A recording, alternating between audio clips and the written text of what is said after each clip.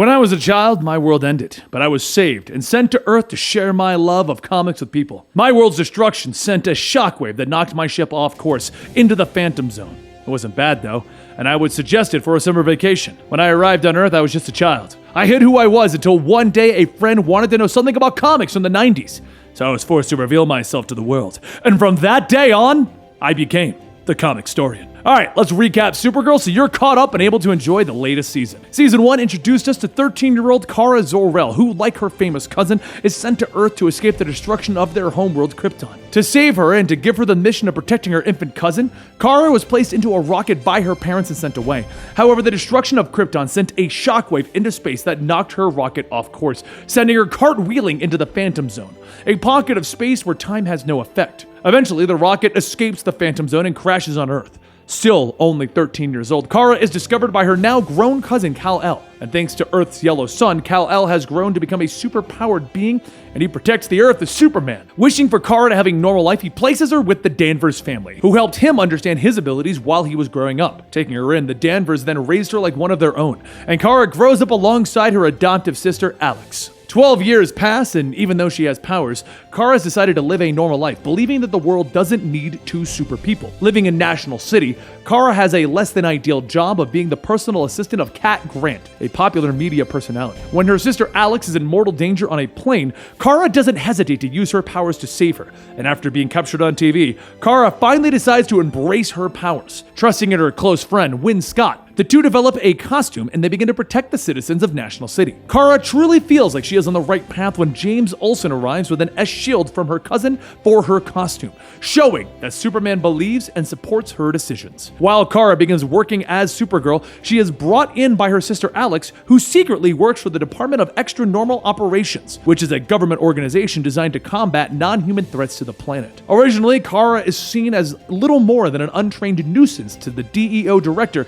Hank Henshaw, who doesn't seem to trust her. As Kara trains alongside her sister and Hank, she becomes a valuable asset to Henshaw, who reveals himself to be Jean Jans, the Martian Manhunter. Working together, Supergirl and the DEO protect the Earth from the extraterrestrial threats. The season ends with the threat of a shadowy organization known as Cadmus and another rocket ship crashing onto the Earth. Oh, and the Flash shows up for an episode mid-season and explains that there's a multiverse and that she's just not in the Arrowverse but in her own universe. Season 2 sees the evolution of Kara not only as a superhero but also as a person.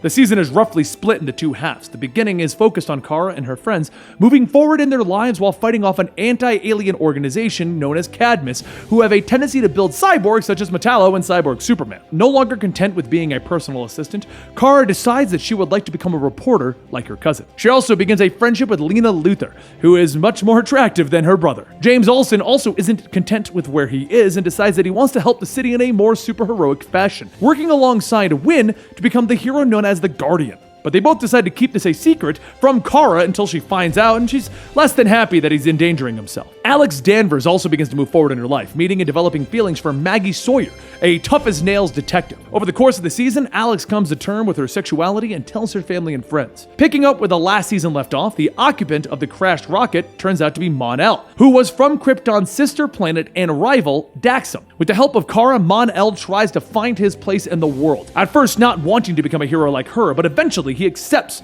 that he should become a hero like her, which of course has nothing to do with the fact that he and Kara begin to develop feelings for each other and she's a superhero. Having come to this decision, Kara begins to train Mon-El and work alongside him in the field. The second half of the season focuses on the royal family arriving on Earth to retrieve their prince.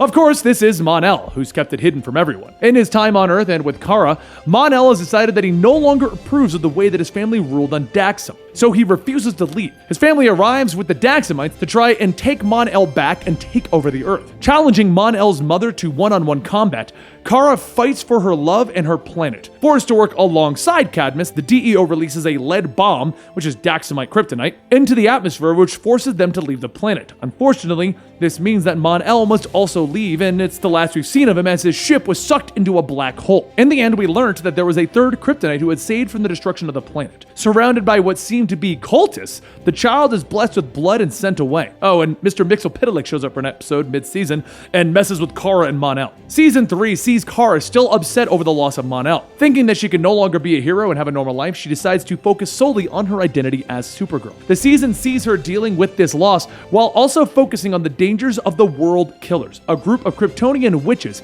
who use dark magic to alter their bodies to become the Kryptonian warriors Rain, Purity, and Pestilence. These beings were designed to terraform Earth, creating a new home for the remaining Kryptonians. While Rain arrives on Earth, Kara uses all her strength to try and defeat her, but unfortunately it's not enough, and Rain beats her into a coma. Luckily, Kara will have help in the form of the Legion of Superheroes from the future, which include Brainiac 5, Saturn Girl, and Kara's former boyfriend, Mon-El, who at this time is now married to Saturn Girl. Kara also discovers that her home on Krypton, Argo City, actually survived the destruction, and she's reunited with her mother, who helps her in her plan to defeat Rain and the World Killers once and for all. After saving the planet and defeating Rain, Kara must once again say goodbye to Mon-El, who realizes that he cannot leave the Legion and must return to the future. Deciding that he can help, Winn also goes with them, and Alex Danvers takes over as the head of DEO when Jean steps down to live in peace for a change. The season ends with a reveal that another Kara is living in Siberia. What? Oh, and mid-season, Kara also went to Barry Allen's wedding in the multiverse, where they end up fighting superpowered Nazis from Earth X, but that's the whole crossover thing. I hope you guys enjoyed our Supergirl recap,